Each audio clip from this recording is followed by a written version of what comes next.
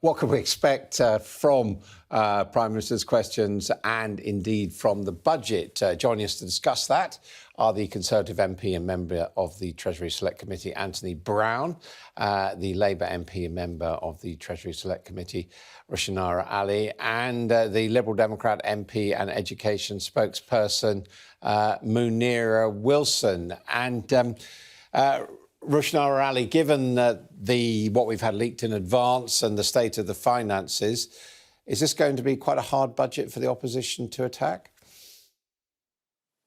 I don't think so, because what we are seeing is the government making it much harder for working families by slashing universal credit on the one hand. So even with the increases in national minimum wage, it's not going to make up for the average of £1,000 that families would lose. They're also not doing very much to support families as we face the winter with rising food prices, fuel prices, and the rest of it.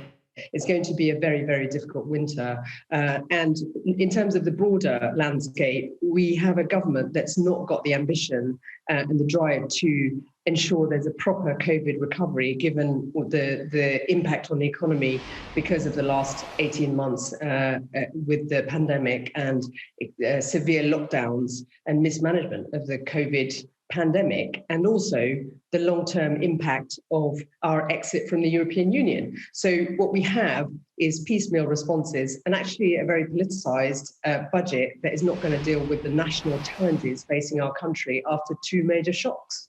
And Munira Wilson, what do you think you're going to find yourself opposing, particularly in this budget?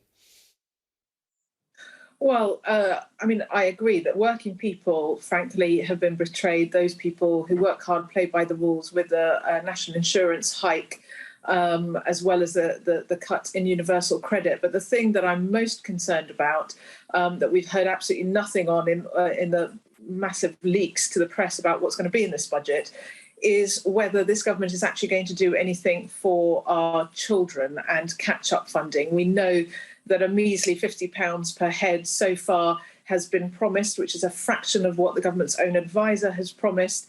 Parents and children are feeling let down. They've been an afterthought throughout this pandemic, and every child needs support, whether that's on the academic side, whether that's on the mental health side, or emotional catch-up. The consequences of the pandemic for children and young people are far-reaching, going to have massive impact on their lifetime earnings as well, as the Education Policy Institute have said. So I really hope, if it's not been briefed out, that we actually hear something positive for our schools, for our children and young people in particular today, and for parents. Anthony Brown, this has proven to be a government that's very sensitive to public opinion. Do you think, in its own interest, it needs to do something to mitigate the effects of the universal credit dropping of the £20 boost?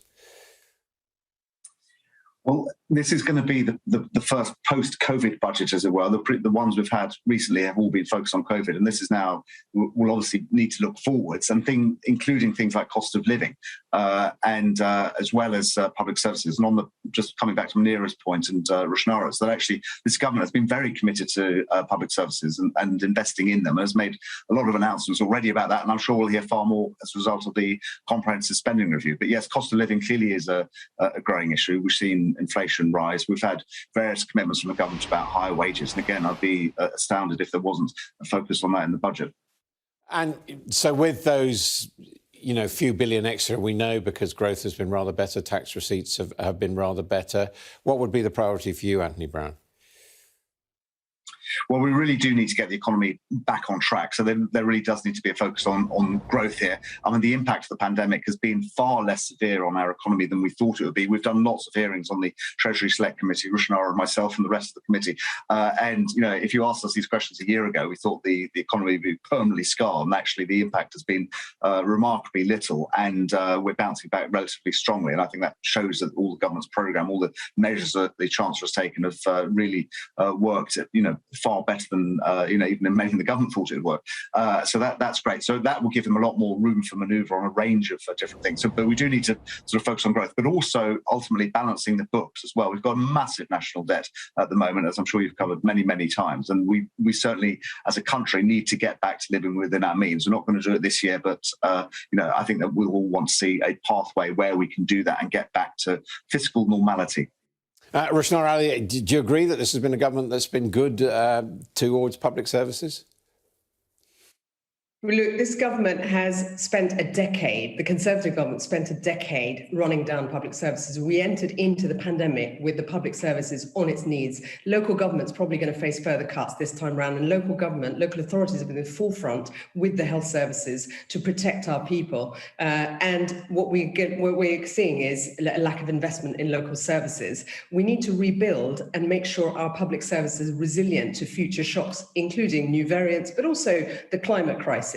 And this government doesn't have a long-term vision for growth. In fact, our country is facing economic decline. If you take the long view, Anthony will know that if he looks at the data on the impact of the Brexit trade agreement that this government has made with all the disruption that's coming. And over 15 years, we're going to see a drop in output by around 4.5% and a 1% drop because of the pandemic. So if you add all of those things together, we need a much more radical growth plan, but also a plan for protecting our public services, making them resilient to future shocks, and ensuring that our country has the investment in infrastructure, in innovation, in technology, in science, and the rest of it, so that we can compete with other countries in the global economy. If we don't do that, Anthony and his government can rest on their laurels about the short term, but the long-term decline of our country needs to be averted with a radical plan of action, and we're not seeing that. Anthony Brown? Well, I think we're currently the fastest growing country in the G7, which is a pretty astonishing record coming out of this pandemic. And that's partly because we fell so far, though, isn't it? There's an element of that, but as I said earlier, unemployment is nowhere near the level that most people predicted that it was going to be when we're in the middle of the pandemic, and economic growth is far stronger than most people thought it would be, and I suspect we'll get that confirmed by the OBR projections today. But clearly, the government does have a long-term vision and will have a long-term vision in terms of being a science superpower, as the Prime Minister keeps saying, in terms of being a free trading nation around the world. I mean, Rushanara was there quoting various long-term projections about impact on various trade deals. But we're already signing a lot of new different trade deals. We've had one with Australia, New Zealand, and there's more being signed all the time. These are new deals, not just the ones that are rolled over from the EU. So I think there's Boris is a very optimistic, go-get-it person. I think that's part of the reason why he's popular in lots of parts of the country, and he's optimistic about our economic future, and that's what he laid out in the Conservative Party conference. But really being a go-get-it nation, we've got an extraordinary track record of innovation in Britain. We need to continue that extraordinary track record in life sciences. I'm the MP for Life Sciences capital of Europe in my constituency, the global headquarters of AstraZeneca and many others. And again, there's huge opportunities there. And I know the government is really committed to promoting those and exploiting those opportunities as much as possible for the benefit of everyone. Munira Wilson, next week we're going to be a lot of focus on the COP26 meeting.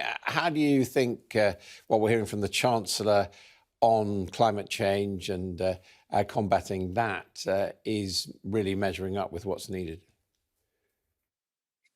Well, I mean, this government doesn't particularly have a strong track record in this area. We've seen them slash the Green Homes Grant, for instance, and that's insulating homes is absolutely key to reducing our carbon emissions. So one thing I'd like to hear from today is an emergency programme of insulating every home across the country. If we're going to be really serious about tackling the climate emergency, the Chancellor can come out with some announcements such as that today, and further investment in renewables. We've seen investment slashed in renewable energy since the Liberal Democrats left government in 2015. This government has cut investment in offshore and onshore wind and solar power and so on. So I'd like to see a lot more in that. That's absolutely key to our growth. That's where the jobs of the future are going to be. It's also key to tackling fuel poverty, which plays into the cost of living crisis, which we've just been discussing.